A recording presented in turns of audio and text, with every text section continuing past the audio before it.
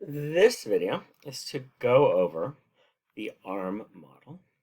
And to do this, I'm going to actually zoom in with the four little zoom ins. You can rotate this sort of like a spit. I actually like them this way by moving your mouse left or right and grabbing. The arrows are going to zoom in, so this one zooms in on the rotator cuff muscles. Again, the rotator cuff muscles I could either ask on the torso or on the shoulder model. I've gone back and forth which one I like better. The blue one is the forearm muscles, the orange is the anterior upper arm, and then we have a lateral view. So I'm going to blow it up. So this is a medial view of the arm. This is the deltoid. Here is the coracobrachialis muscle. That is an adductor.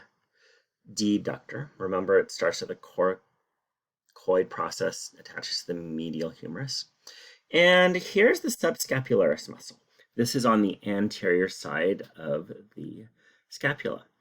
So let's actually rotate it with what you've seen in the last lab.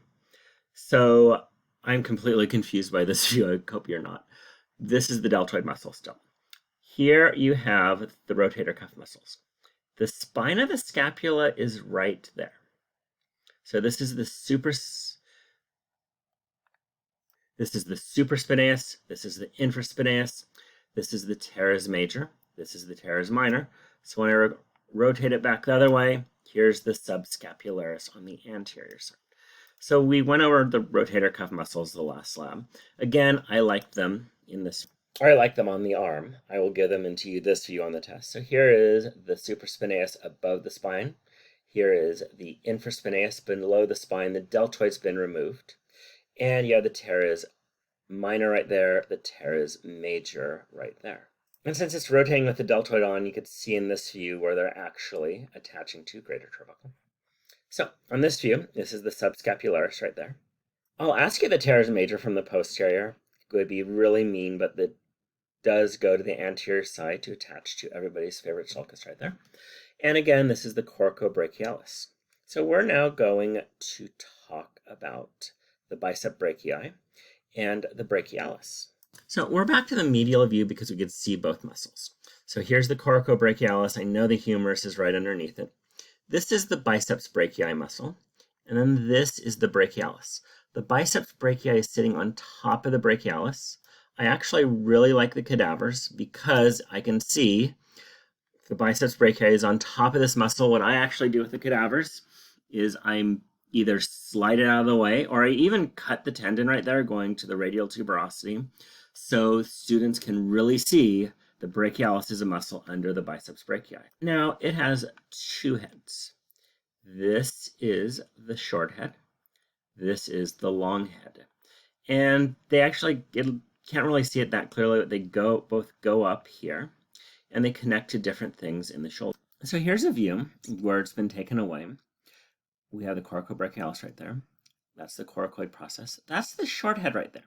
It is going up and connecting to the coracoid process. This is the long head. It's going to attach to the glenoid fossa right there. And allegedly, this is longer than this head. Now, unfortunately, you can't really see the long head going in. This muscle is blocking the view from this model. So I can't really show you, but the long head goes to the intertrabecular sulcus and attaches to the glenoid fossa. And allegedly, it is longer. So back to our model. We have the medial view right there, so the brachialis is underneath. Then we have the triceps brachii right here. It has three heads. So this is the brachialis still. Right there, that's the biceps brachii. I've completely turned it upside down. So this head right here would be the lateral head of the triceps brachii. So we're going to rotate a little bit. And we have the long head of the triceps brachii. And then we have the medial head of the triceps brachii. So that's three heads. Now, unfortunately, this model does not have the aconius muscle right there, but the aconius would be right there. So we're now going to look at the forearm. So I zoomed it back out because it was cutting the hand off. But see these tendons right there on the palm? That's the palm side, medial. they're attached to this long muscle right there. So that would make this the palmaris longus. Now, this right here is going to be the thumb side, and this is going to flex the carpals. It flexes the wrist right there. So this is the flexor carpi radialis, because the radius is on the thumb side. So one big muscle this way is a flexor carpi radialis. One big muscle this way, hello big muscle, is the flexor carpi ulnaris. So those are the muscles on this side. The deep muscles on this model are not very well defined. So if I zoom in, we have the long tendon there attached to here. That's the palmaris longus. One muscle this way, flexor carpi radialis. One muscle this way, flexor carpi ulnaris. So this is the nice $2,000 arm model that we do not have at DVC. This is the cheaper arm model. It's the other arm from that model I got it on. There's the palmaris longus. This is the flexor carpi radialis. The ulnaris would be on this side. So my favorite muscle of the anterior of the distal arm is this one right here.